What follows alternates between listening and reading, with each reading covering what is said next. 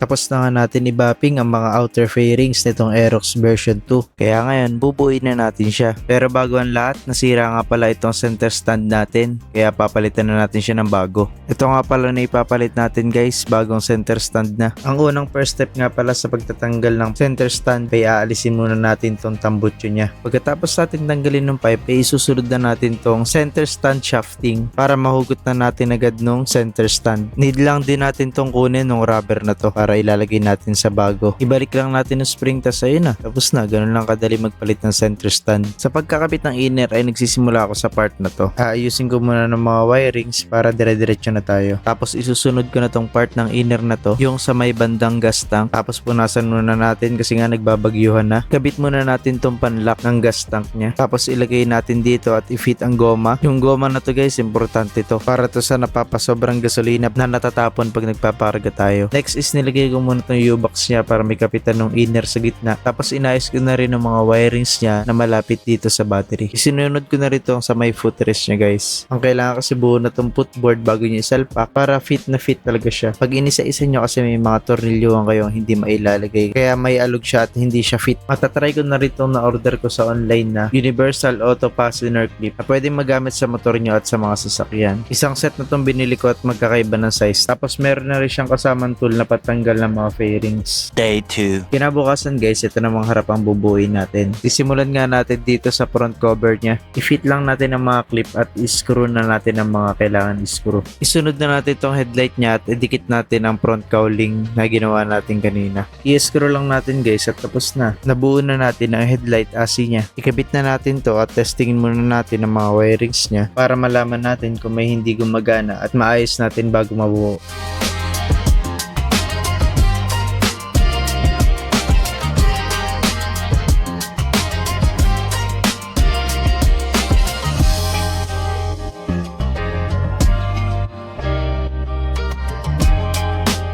Pag okay na lahat ng wirings, pwede na natin siya ikabit.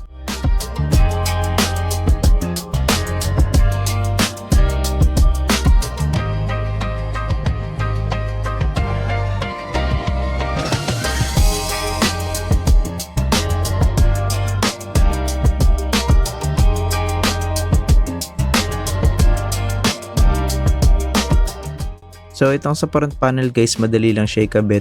Bali ipapasok nyo lang siya dun sa dulo tapos hahatakin nyo paharap. Parang ganito.